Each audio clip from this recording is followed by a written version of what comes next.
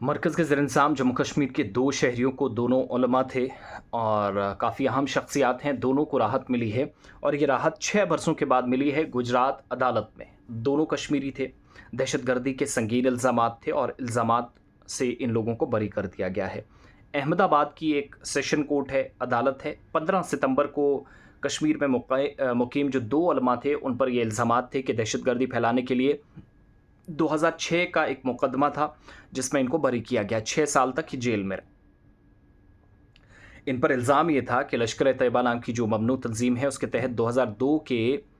गोधरा के बाद जो फसादात थे उसका बदला लेने के लिए जिहादी दहशतगर्दाना हमला करने की तरबियत हासिल की थी। यानी जो गोधरा कांड हुआ था उसका बदला लेने की इन लोगों ने कोशिश की, उसमें इन दोनों लोगों का नाम सामने आया कि उन्होंने ट्रेनिंग हासिल की थी।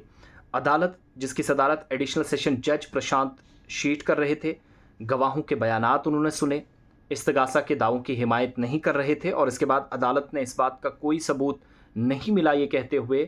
कि दोनों मौलवी दूसरों के साथ मिलकर जिहादी या अस्कृत पसंदों के हमलों की मनसूबाबंदी कर रहे थे, ऐसा कोई सबूत नहीं है। या कलदम तंजीम लश्कर-ए-तैयबा और सिमी जो बहुत पहले बैन हुई थी इंडिया के अंदर, मिलिटेंट ग्रुप था, इसकी जानिब से प्रॉक्सी वार की मनसूबाबंदी बनाई गई हो, इस तरह का कोई सबूत, कोई शवाहिद अदालत के पास नहीं मिले।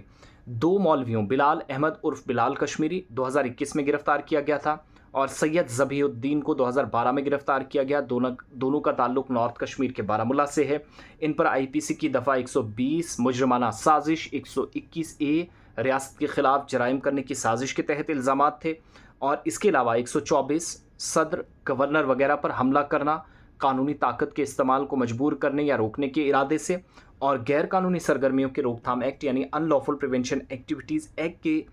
दफ़ात के तहत ये इल्ज़ामात 2006 में Ahmedabad detection of crime branch के उस वक्त के जो सब इंस्पेक्टर थे भरत पटेल, उनकी तरफ से दायर की गई एक शिकायत में लगाए गए थे, लेकिन ये बिल्कुल भी गलत साबित हुए हैं और कोई सबूत नहीं मिला है। अदालत ने तरीक़ाकार की जो खामियां थी उसको भी नोट किया, जैसा कि स्टेशन डायरी में पेशगी मालूमात की अदम मौजूदगी, वहाँ डिटेल्स थी नहीं, तो दैट मीन्स फंसाया गया था इनको। और साथ ही नई दिल्ली में जो ज़बीउद्दीन की गिरफ्तारी है, इसके बाद एक